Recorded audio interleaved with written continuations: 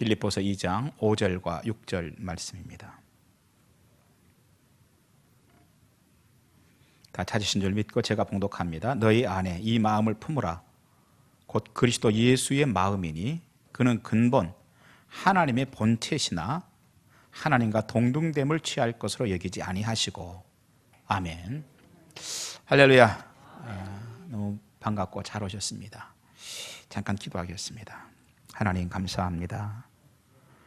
오늘 이 시간도 하나님께서 우리를 불러주신 줄 믿습니다.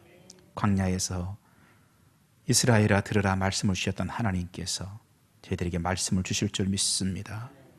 신앙의 토대를 건강하게 세워가게 하여 주옵소서.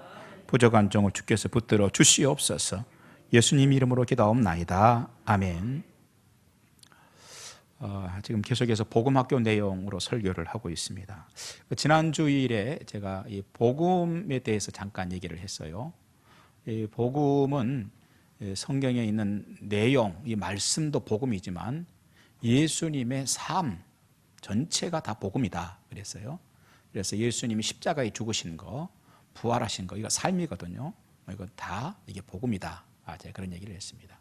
혹시 그런데 여러분 우리 가운데 혹시라도 한 번이라도 오해를 하실 분이 있을까 봐서 다시 한번 정리를 해드립니다. 그러면 우리의 삶이 우리의 구원도 결정할 수 있나요? 구원의 문제까지 삶이 결정할 수 있나요? 삶을 어떻게 잘 살았느냐 못 살았느냐에 따라서 구원받고 못 살 수 있나요? 그런 문제는 아닙니다. 예수님을 영접해서 구원을 받는 것이고요. 그 다음에 우리는 이제 하나님 안에서 하나님 자녀가 됐기 때문에 삶으로 예수를 따라가는 그런 우리가 돼야 된다. 그런 의미였어요. 자, 그러면서 다시 한번 점검합니다. 예수 믿는 사람들이 예수님만 믿어야 한다. 그래도 예수를 믿어야 돼. 라고 고집하는 원인은 그들이 특별한 고집이 센 사람들이거나 또는 아주 특별한 사람들이기 때문은 아니다 하는 거예요. 예수님만 하나님이 보내신 유일한 구원자이시기 때문에, 예수님만 하나님이 보내신 유일한 구원자이시기 때문이라는 거예요. 자, 그러면 예수님만 하나님이 보내신 유일한 구원자라고 하는 거를 누가 들어도 고개를 끄덕일 수 있는 객관적인 세 가지 조건을 내놔봐라 하는 거죠.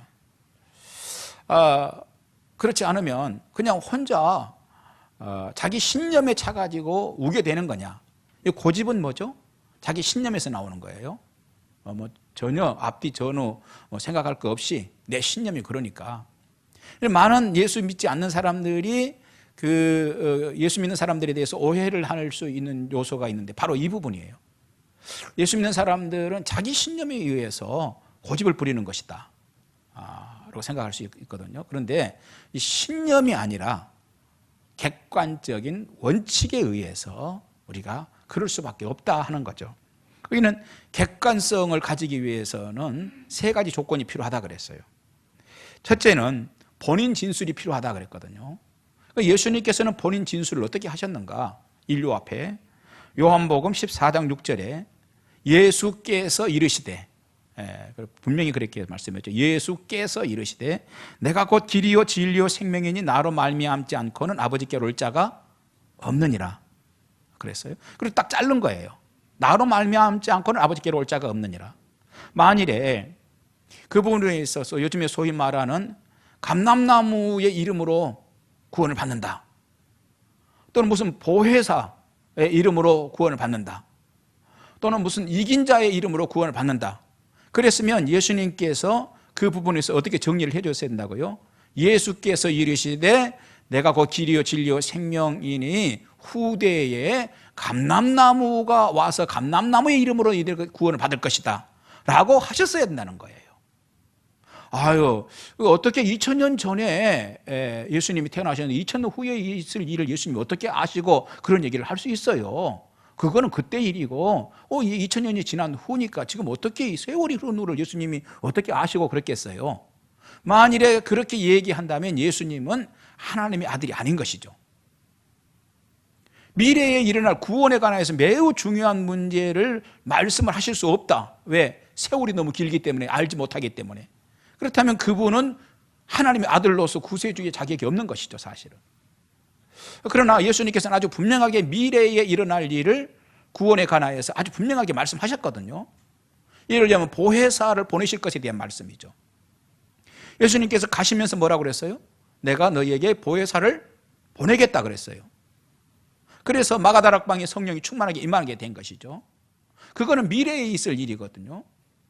그런데 그 미래에 있을 일을 예수님은 이미 아시고 미리 말씀을 해주셨던 거죠. 그러니까 예수님에게는 미래에 대하여서 내용을 아실 수 있는 분이시다 하는 거죠. 그래도 그렇지, 2000년이라는 세월이 너무 길잖아요. 여러분, 하나님에게 2000년은 1000년이 하루 같고 하루가 뭐죠? 1000년 같은 분 아니에요? 그러니까 2000년이라는 세월이 우리 생각에는 엄청 길지만 예수님에게는 하나의 점에 불과하다 이겁니다. 그러는데 그걸 잘 몰랐어. 앞으로 점 하나 지나면 있을 일을 몰랐다. 그러면 그것이 과연 메시아인가? 그런데 이 부분에 있어서 예수님께서 아주 분명하게 딱 자른 거예요.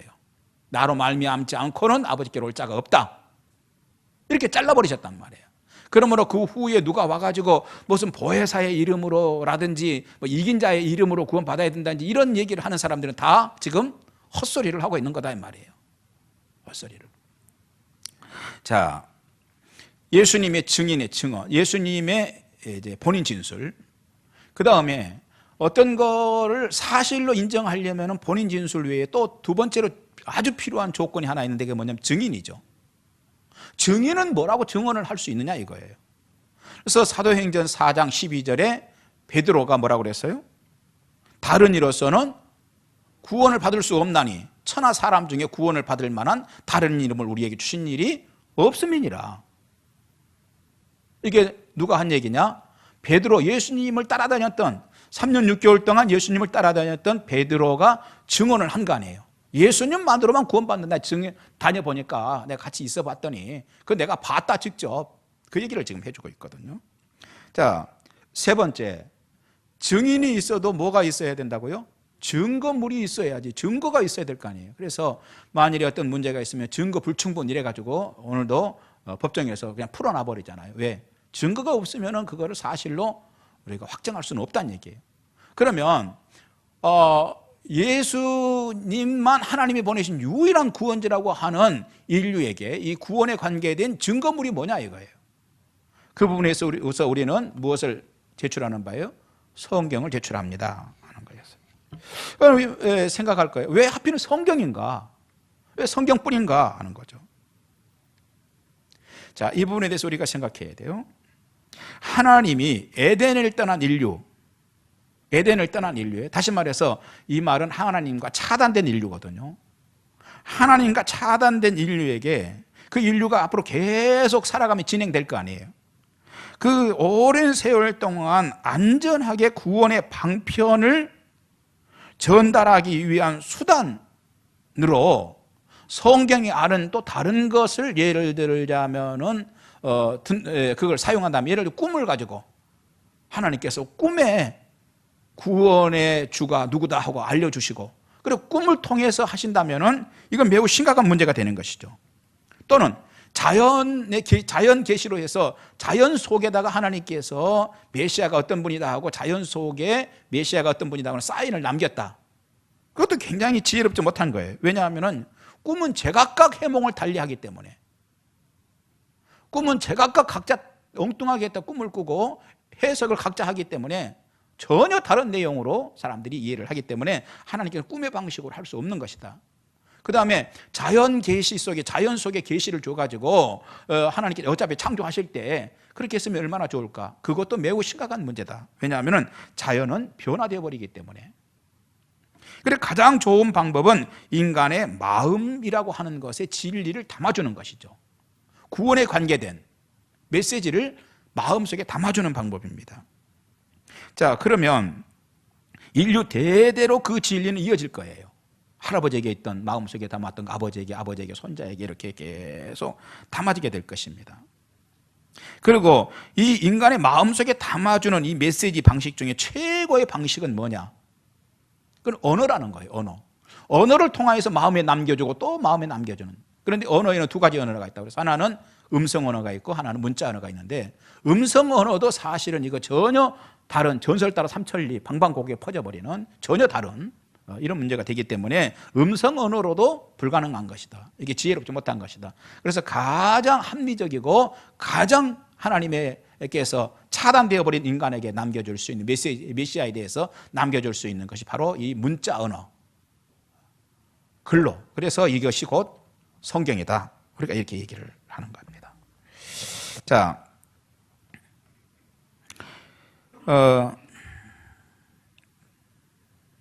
그런데 바로 여기에서 문제가 발생을 해요.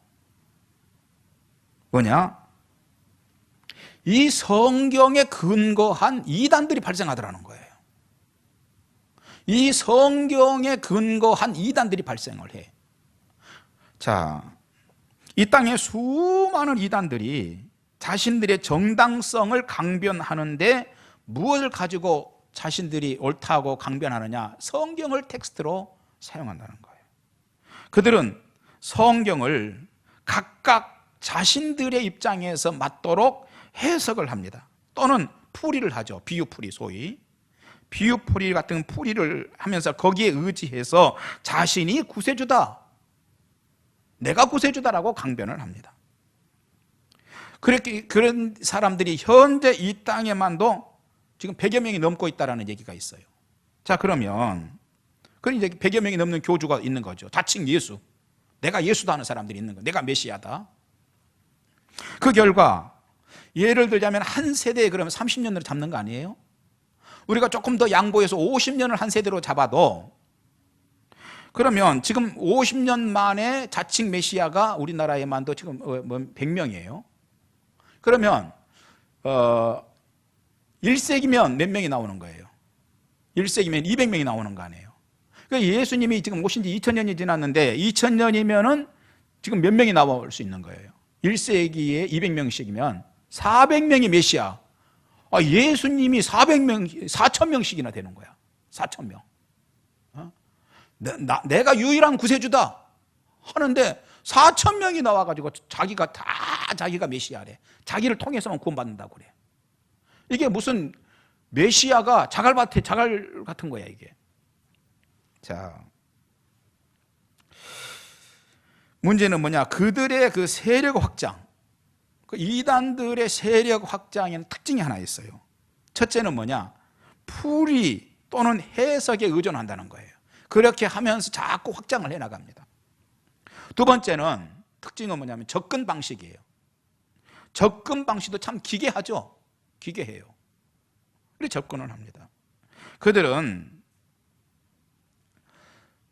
자신들의 이름이 들어있지도 않은 이 성경, 여러분 여기에 안아무개 이름이 들어있나요? 직접? 있어요? 없어요? 문아무개는?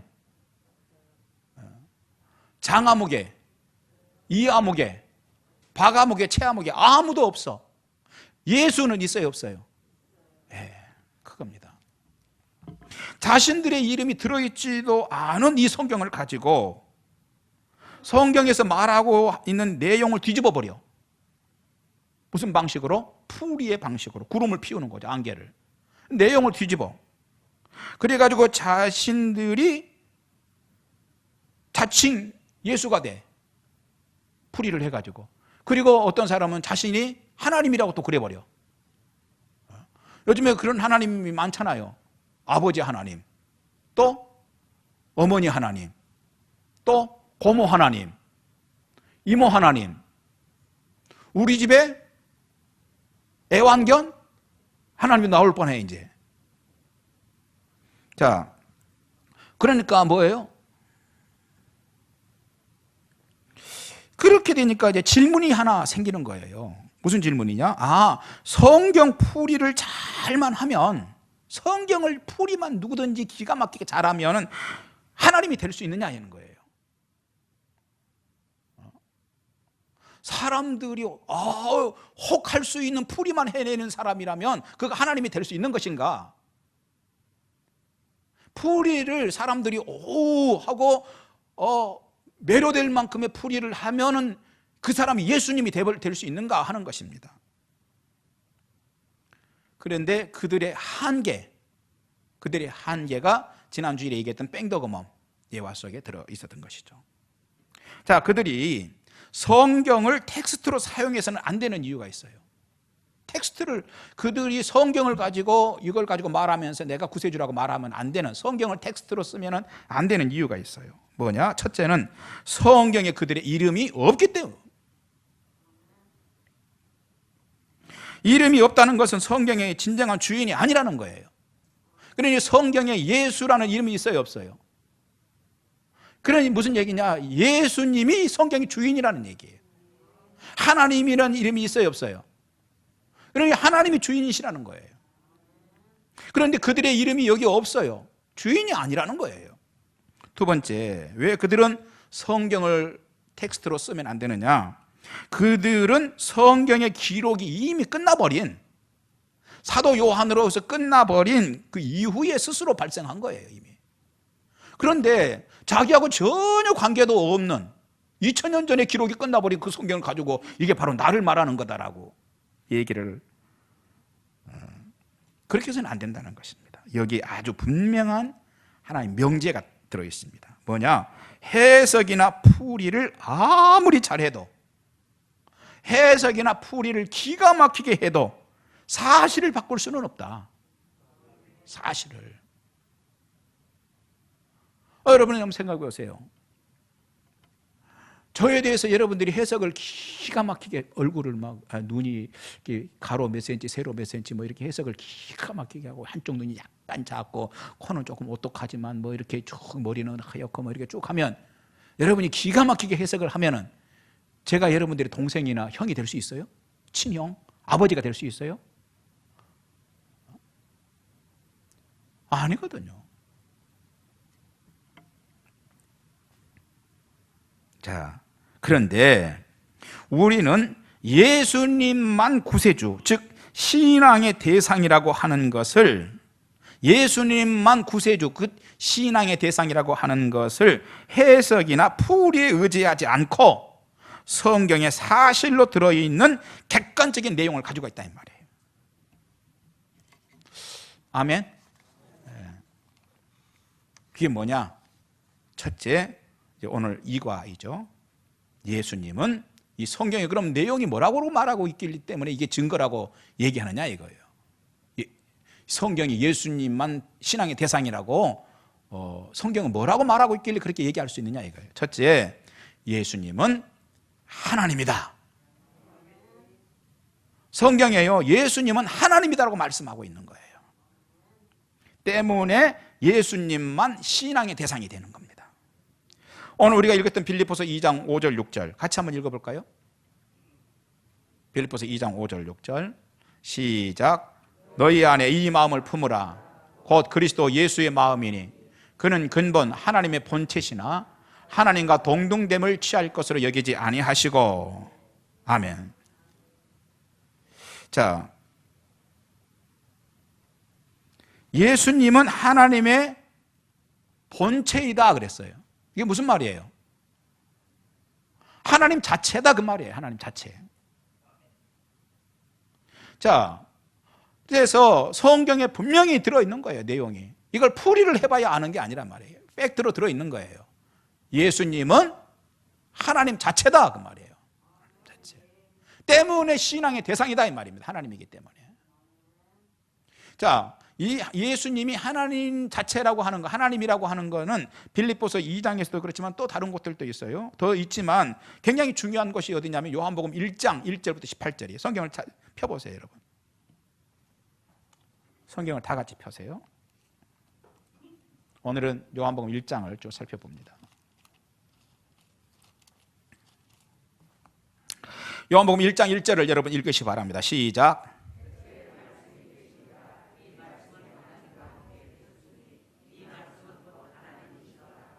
아멘.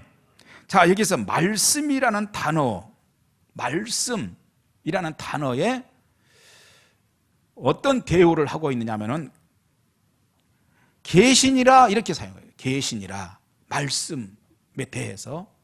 계시니라 하는 이 얘기는 3인칭 극존칭이거든요. 극존칭어예요. 계신다. 이 얘기는, 계신다 이 얘기는요, 인격적인 존재에게 계신다 이렇게 얘기하는 거예요. 비인격적인 존재, 교회 앞에는 큰 나무 한 분이 계시고 이렇게 얘기하면요, 어디서 오셨어요? 물어봐. 어디 사세요? 물어봐. 우리 집 앞에 큰 우물 한 분이 계시고, 그러면 어느 나라 사세요? 물어봐. 계신다는 얘기는 극존칭어예요.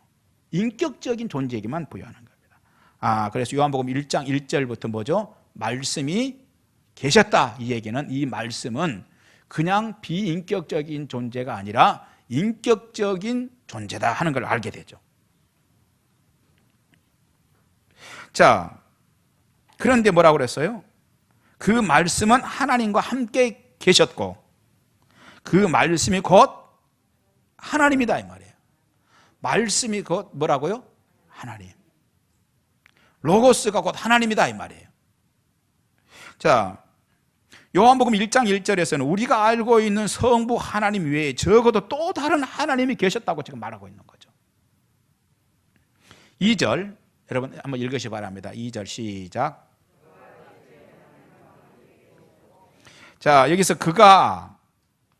이 그는 1절에서 말하고 있는 뭐죠? 말씀 하나님을 얘기하고 있는 거예요. 그는 갑자기 전혀 모르는 그 사람을 끌고 들어오는 게 아니라 바로 이 앞에서 얘기했던 그분, 말씀 하나님, 그분이란 얘기예요. 자, 그런데 말씀 하나님이 우리가 알고 있던 바로 그 하나님, 평상시 늘 부르는 하나님하고 부르는 하나님과 함께 계셨던 그런 하나님이다. 3절 시작.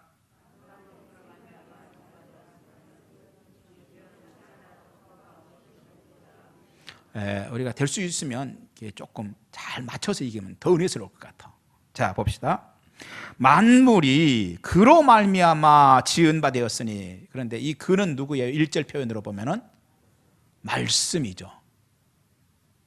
그로 말미암아 모든 만물이 그 말씀으로 말미암아 지은 바 되었으니 그 말이에요. 여기서 창세기 1장에서 말씀으로 하나님의 세상을 창조하셨다는 것 딱 지금 연결되고 있어요.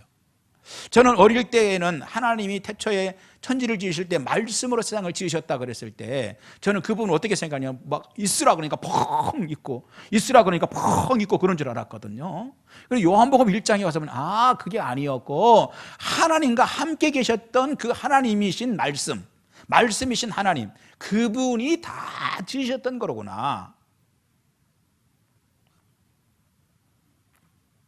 자, 4절 시작.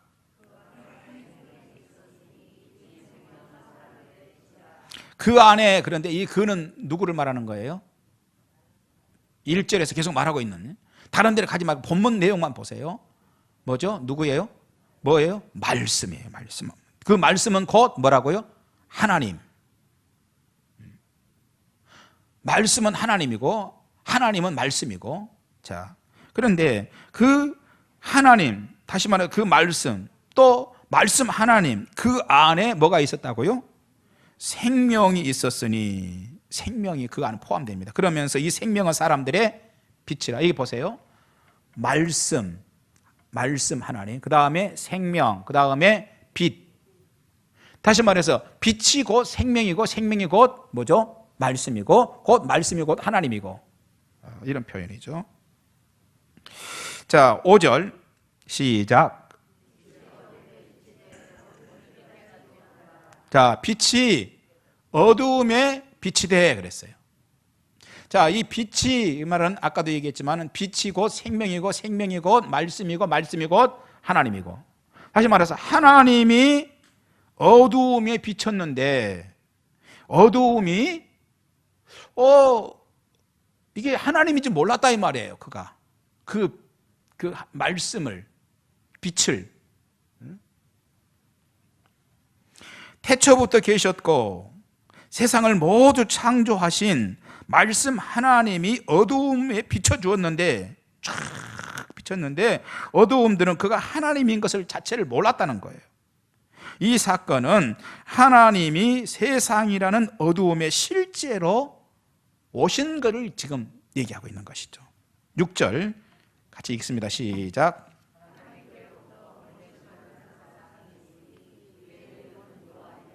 네. TV 화면이 확 바뀌었어요.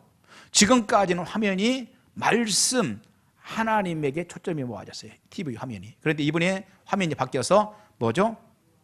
요한, 다시 말해 세례 요한에게로 TV가 확 넘어갔다요, 화면이.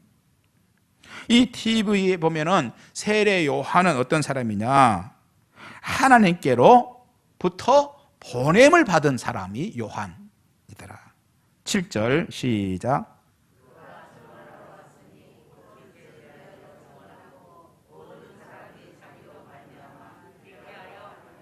여기서 그가 그러는데 여기서 지금 그가 그 글이 나오는데 여기서 다른 그입니다. 1절, 2절 이하에 나오는 그하고는 다른 그입니다. 여기서 지금 7절에서 말하는 그가 그는 이 그는 누구를 말하는 거예요? 그걸 잘 읽으셔야 돼요. 이걸 말씀 하나님이 이래버리면 지금 자고 있다는 얘기예요. 그 사람은. 자, 그가 요한이 증거를 하려고 왔다 이거예요. 세상에 하나님으로부터 보냄을 받아가지고 증거를 하러 왔는데 곧 뭐에 대해서? 빛에 대하여 증거하고. 근데 이 빛은 곧 아까도 얘기했죠. 빛은 곧 생명이고 생명은 곧 말씀이고 말씀은 곧 하나님이다 말이에요. 어두움에 비추어 주었던 그 하나님에 대해서 증거하러 왔다 이 말이에요. 세례 요한이. 그리고 모든 사람으로 자기를 인하여 믿게 하려 합니다. 모든 사람들이 자기가 증거하는 그 증거를 통하여서 그분이 하나님이시구나 하는 거를, 그분이 구세주이시구나, 그분이 메시아이시구나, 그분이 세상 죄를 지고 가는 어린 양이시구나 하는 거를 믿도록 하기 위해서 왔다 이 말이에요. 자, 8절 시작. 예, 여기서 그는 그랬는데 이 그는 말씀 하나님을 말하는 거예요? 세례 요한을 말하는 거예요? 예, 여기서 용감하게 말씀 잃어버리면 안 돼요. 예, 세례 요한은 이 빛이 아니요. 말씀해서 아까도 얘기했죠. 빛, 생명, 말씀, 하나님. 거기가 아니다 이 말이에요. 아니고 이 하나님, 말씀, 생명에 대해서 증언하려고 온 자이다 그런 얘기죠. 9절 시작.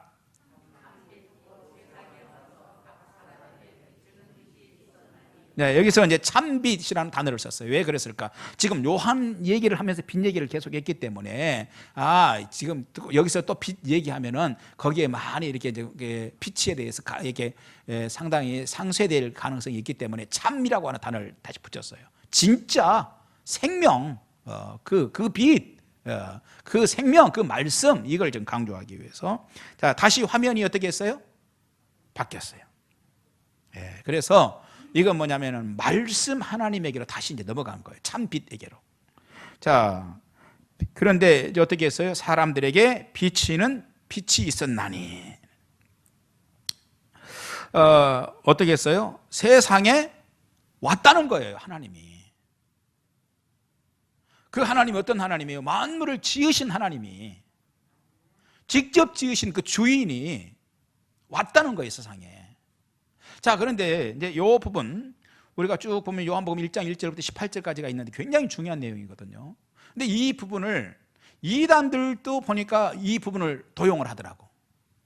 어디까지 도용하느냐? 한 몇 절 정도, 맨 앞쪽에서 몇 절 정도는 딱 뽑아가. 거기까지는 잘라. 그리고 그 뒤에는 안 봐. 그래가 잘라가지고 그거를 갖다가 다른 데 접을 붙여. 그래, 자기가 메시아라고. 성경은 끝까지 봐야죠. 이 말씀 하나님이 누구를 얘기하는 것인지 끝까지 보면 18절까지 잘 들여다보면 나와 분명하게. 근데 거기까지 안 가고 한 5절까지만 보고서는 이거 잘라다가 붙여버려요. 그러니까 이런 참 기가 막힌 이런 방식이죠. 자, 계속 보십시다. 10절 시작.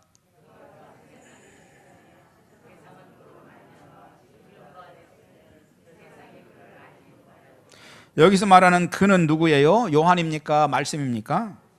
말씀이에요. 그런데 이 말씀 곧 하나님은 세상에 계셨다는 거예요, 실제로. 그리고 세상은 그 말씀으로 말미암아 지은 바 되었다는 거예요. 그럼에도 불구하고 세상이 그를 알았어요, 몰랐어요? 예, 알아보지 못했다 이 말이에요. 자, 11절 시작.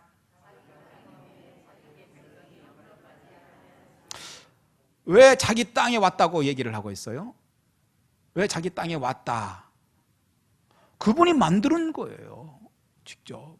그분이 만드는 거기에 세상에 그분이 오신 거예요. 그러니까 자기 땅이죠. 거기에 있는 모든 백성들도 다 뭐죠? 그분의 백성인 것이죠. 그런데도 불구하고 이 자기의 백성들이 그분을 알아보지, 영접하지 않았다, 받아들이지 않았다 이 말이에요. 받아들이지 않을 뿐 아니라 그분을 어떻게 했어요? 내다 버린 거 아니에요. 골고다를 끌고 올라가가지고 십자가에 내다 버려. 12절 시작.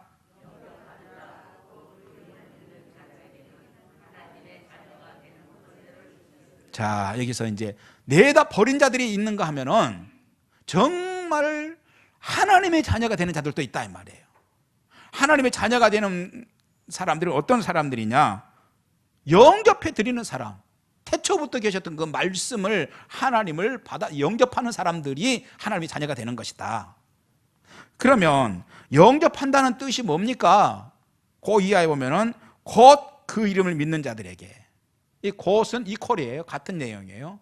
그러니까 그 이름을 믿는다는 것이 영접한다는 것이고, 영접한다는 것이 그 이름을 믿는다는 거예요. 이퀄 관계예요. 서로 같은 거예요.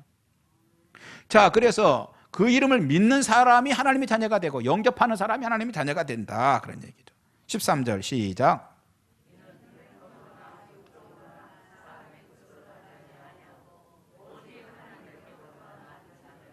자, 이렇게 해서 하나님의 자녀가 되는데, 하나님의 자녀가 되는 것은 혈통으로 되는 게 아니다 이거예요. 아브라함의 아씨, 아브라함의 후손들, 나 아브라함 아씨야, 다윗 후손 다시야. 그래서 아씨라고 해서 다 구원받는 거나 다시라고 해서 다 구원받는 게 아니다 이 말이에요. 혈통으로 되는 게 아니다. 또 뭐죠?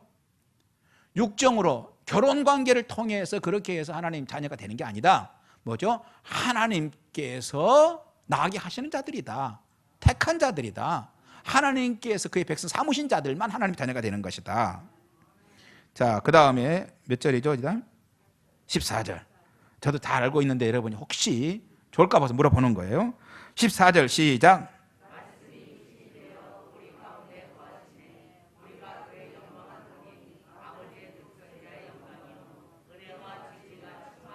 아멘. 자, 말씀이 육신이 되어, 이 말은 뭐죠? 하나님이 뭐죠?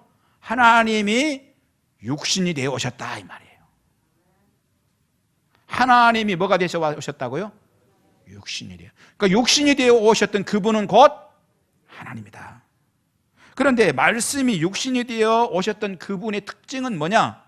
그분에게 특징이 하나 있는데, 은혜와 진리가 충만하더라. 이거 동그라미를 해놓으면 참 좋아요. 말씀이 육신이 되어 오셨던 그분은 하나님이신데 그분 속에는 은혜와 진리가 충만하더라. 15절 시작.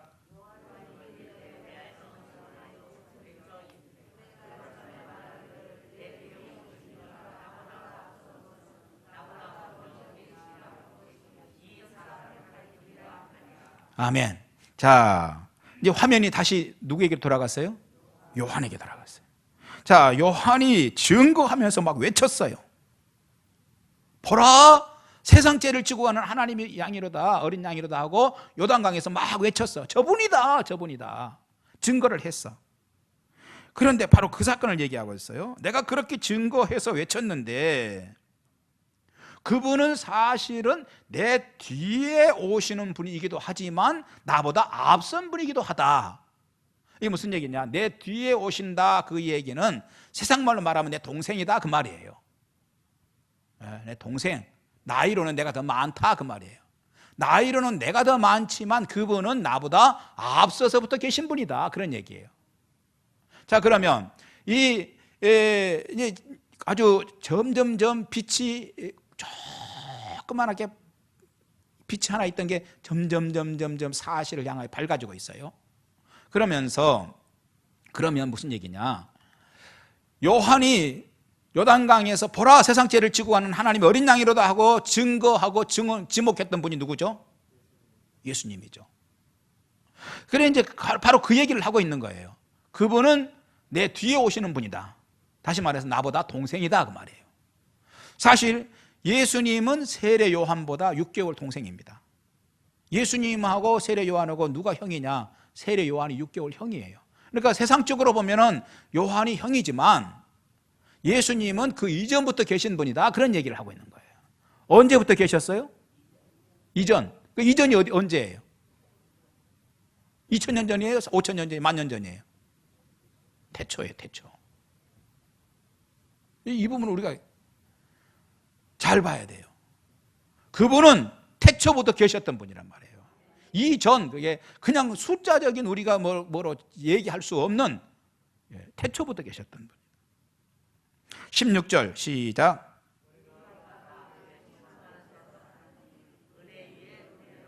우리가 다 그의 충만한 데서, 여기서 그는 말씀이죠. 하나님. 말씀 하나님을 받으니까 정말 은혜가 있고 또 갑절의 은혜더라 그 얘기를 하고. 17절 시작.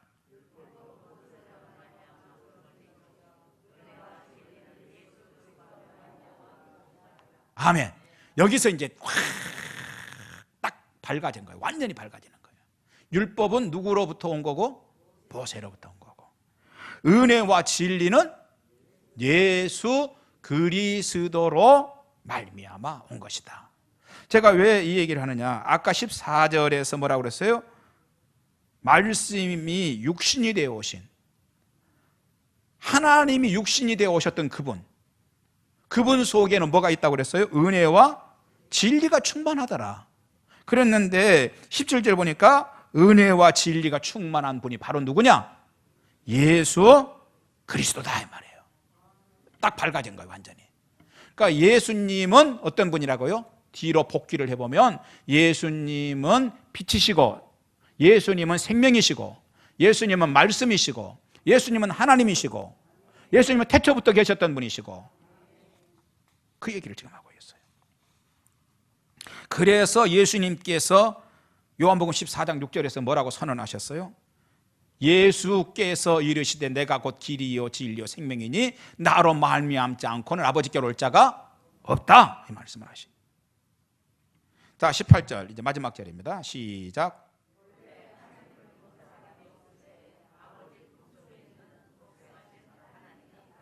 네.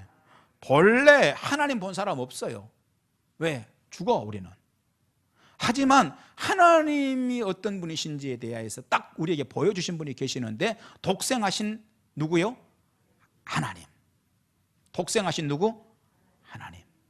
여기서 다시 말해서 예수님이, 독생하신 예수님이 곧 하나님이다 하고 도장을.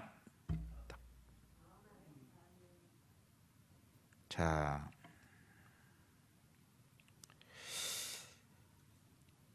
그렇습니다. 기독교인들이 예수님만 믿어야 된다고 하는 이유가 뭐냐? 자기 신념으로 그냥 박박 거리고 우기는 게 아니야. 그래도 예수 믿어야 돼. 그런데 왜 예수 믿어야 되는지 얘기 좀 해봐. 그럼 말을 못해. 그냥 우리 목사님이 그랬어. 성경에 그렇게 돼 있어. 자, 그 이유가 어디 있느냐? 우리가 예수님만 믿어야 한다는 이유가 어디 있냐? 예수님은 하나님이라고 성경이 말하기 때문이라는 거예요. 반면에 세상에 어떤 사람도 하나님이 아니다는 거예요. 모든 사람들이. 즉 위대한 사람들이 있다면 그들은 영웅이거나 성자, 성인 정도인 것이지 위대한 사람이라고 해서 하나님은 아니다 하는 얘기예요. 성인 또는 성자들은요, 인류의 위대한 선생들이에요. 삶을 어떻게 살아가야 될 것인지에 대해서 가르쳐주고 있는 아주 훌륭한 선생님들이에요. 예를 들자면 석가모니, 불교의 석가모니. 그러면 예수 잘 믿는다고 하는 사람들 중에 뭐라고 얘기하는 사람들이 있냐면 그거 사탄이에요 그래. 그렇게 얘기하면 안 되는 겁니다. 그렇게 얘기하면 안 되는 거예요. 뭐죠?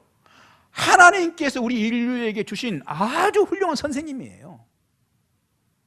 석가모니, 맹자, 공자, 모든 분들이 다.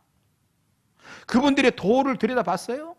아주 우리가 어떻게 살아야 될지, 삶을 어떻게 살아야 될지 기가 막힌 정말 놀라운 말씀들을 주세요. 인류에게 주신 너무너무 훌륭한 선생님들이에요. 자, 하지만 이 점을 분명히 해야 합니다. 우리는 그 선생님들이 주신 가르침, 교훈을 소중하게 여겨야 돼요. 배워야 되고. 하지만 이 점을 분명히 해야 돼요. 그분들은 우리의 인생 선생님은 될 수 있어도 우리 신앙의 대상일 수는 없다는 거예요. 인생 선생님은 돼도 선생님이지만 신앙의 대상일 수는 없다는 거예요. 신앙은 신만이 대상인 것이죠. 신앙의 제1 목적은 구원의 문제이기 때문에 그래요. 구원의 문제. 구원의 인류를 구원할 수 있는 구원의 문제는 신만이 해결할 수 있는, 하나님만이 해결하는 것이에요. 이제 그동안 그렇게 기다리던 오이 따먹은 철수 예와 이야기를 합니다. 어느 봄날이었습니다. 왜 그러는지 제가 이 예화 속에 함축되어 있어요. 철수의 아버지께서 텃밭에 봄이 되니까 오이 몇 포기를 심었어요. 오이 싹이 자라고 열매가 보니까 한 3개 열렸어요. 이렇게 보니까. 그런데 그 오이에 대해서 유난히 눈독을 들이는 사람, 그 집안에 딱 둘이 있었어. 둘이 있었는데 한 사람은 누구였을까요? 철수 어머니. 아유 많이 컸네. 아유 조금만 더 크지. 아유 그새 비 오고 났더니 저렇게 많이 컸네 하고 계속 눈독을 들여. 어머니. 또 한 사람은 철수야. 철수도 아유 그새 많이 컸네. 눈독을 자꾸 드니까 오이가 얼마나 독이 올랐는지 시퍼래져 버려. 자, 그런데 오이 철수는 왜 눈독을 자꾸 들이느냐? 크기만 해봐. 조금만 더 크면 호딱거려서 그냥 자기 입으로 넣어버렸어. 어느 날 오후에 어머니께서 오이 냉채를 하려고, 여름에 반찬이 없잖아요, 시골에서. 그래 이제 마땅히 없었는데 오이 냉채를 해서 저녁에 식구들이 먹어야겠다 하고 텃밭에 들어갔는데 원래 오이 3개가 다 없어지고 꼭지만 달랑달랑하고 있는 거야. 그러니까 어머니가 텃밭에서 나오면서 소리를 버럭 지른 거 아니에요. 어떤 놈이야?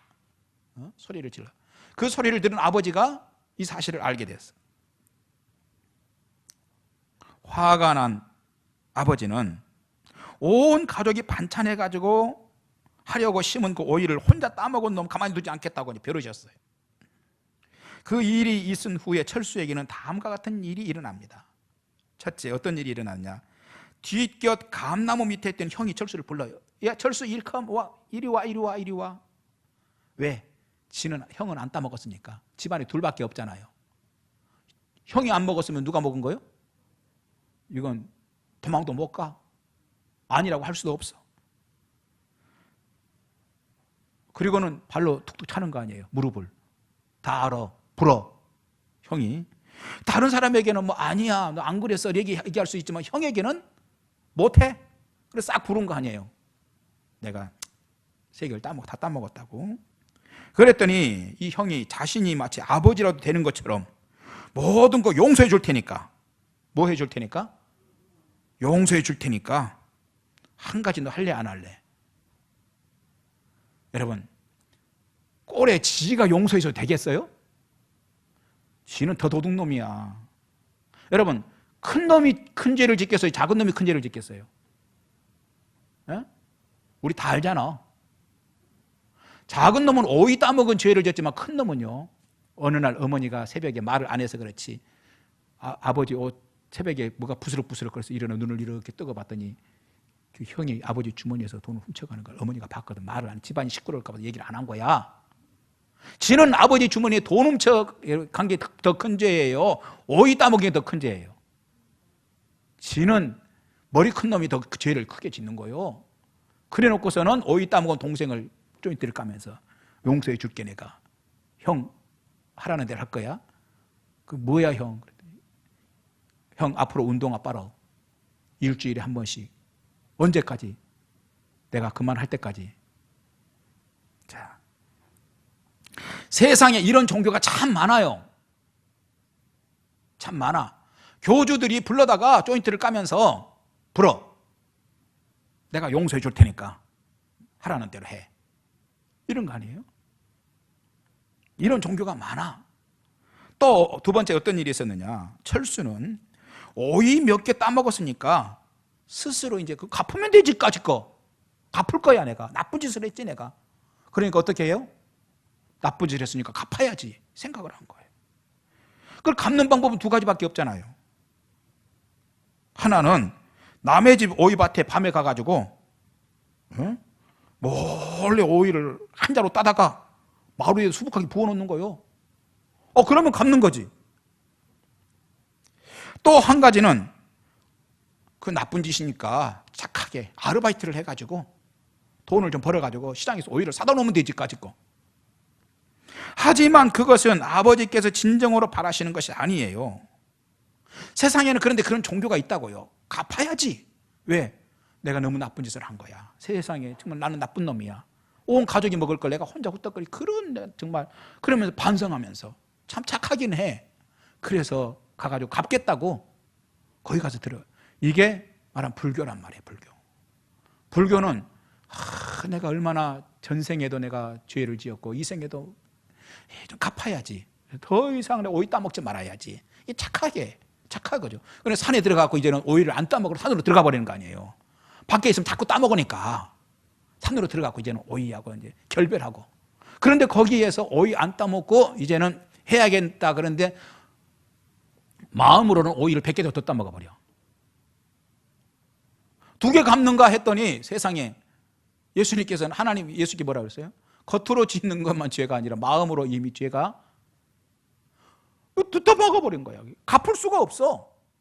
그런데 갚겠다고 하는 종교도 있다 이 말이에요. 자, 이제 말씀 마칩니다. 철수가 그날 저녁에 아버지와 함께 저녁 식사를 같이 턱 앉아서 함께 밥을 먹고 집안에서 편하게 잠을 잘 수 있는 유일한 방법은 한 가지다 이거예요. 여러분 눈치가 왔죠? 한 가지. 뭐예요? 아버지 앞에 무릎을 탁 꿇고 아버지 잘못했습니다. 다시는 그런 일이 없도록 하겠습니다. 아버지로부터 뭐를 받아요? 용서. 용서는 누구에게 받아야 돼요? 아버지에게 받아야 되는 거야. 형이 용서해줘 소용없어 그거. 지는 더 큰 놈이야. 이웃집 아저씨가 용서해 줄게. 야, 내가 용서해 줄게. 집에 들어가 이제. 그러다가는 아버지가 더 화가 나. 용서는 누구에게 받아야 돼요? 아버지. 그래서 신앙의 대상은 누구만? 하나님만이다 이 말이야. 하나님. 신앙의 대상은 하나님만 신앙의 대상인 거예요. 용서를 받고 가족관계를 회복하면 되는 거예요. 이 점에서 아주 분명한 명제가 하나 있습니다. 우리 인간의 편에서 죄는 갚아서 없어지는 것이 아니라 용서받아서 없어지는 거다 이 말이에요. 아멘. 우리 가정에서 부모님하고 살다 보면 부모님이 잘못한 게 많이 있죠. 갚아가지고 다 용서받나요? 용서받아가지고 없어지는 거예요. 우리 인간은 모두 죄인입니다. 그래서 로마서 15장 12절은 모든 사람이 죄를 지었으므로, 로마서 3장 10절은 의인은 없나니 하나도 없으며, 그렇습니다. 우리를 용서할 수 있는 분은 오직 절대자이며 창조주뿐입니다. 그 창조주는 하나님이십니다. 그 하나님은 예수님입니다. 그 증거는 본인 진술, 그 다음에 수제자의 증언, 그 다음에 영원한 진리인 성경에서 내용을 증거하고 있다 이 얘기입니다. 때문에 성도들은 그분만 믿어야 한다고 고집이 아닌 원칙을 강조하는 것입니다.